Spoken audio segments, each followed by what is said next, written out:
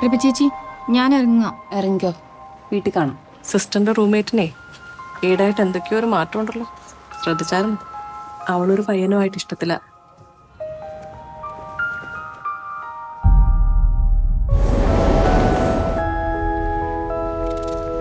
ഇത് പ്രവേശിക്കാണല്ലോ.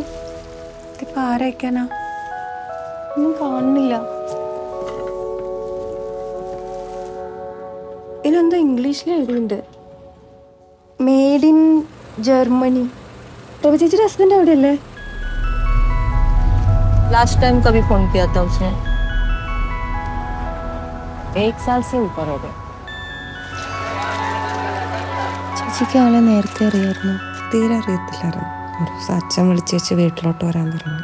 ഞാൻ ചെന്നപ്പോഴത്തേക്ക് അവർ കല്യാണമൊക്കെ നിശ്ചയിച്ചു കഴിഞ്ഞായിരുന്നു. കൊട്ടും അറിയാത്ത ഒരാളെ എങ്ങനെയാ കല്യാണം കഴിക്കാം? കൊണ്ടൊന്നും പറ്റുമെന്ന് തോന്നുന്നില്ല.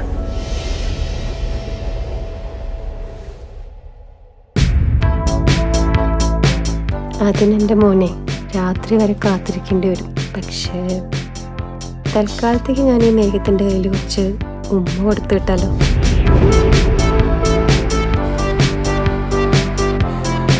ഈ ഭാവിയെ പറ്റി ചിന്തിക്കാറുണ്ടോ?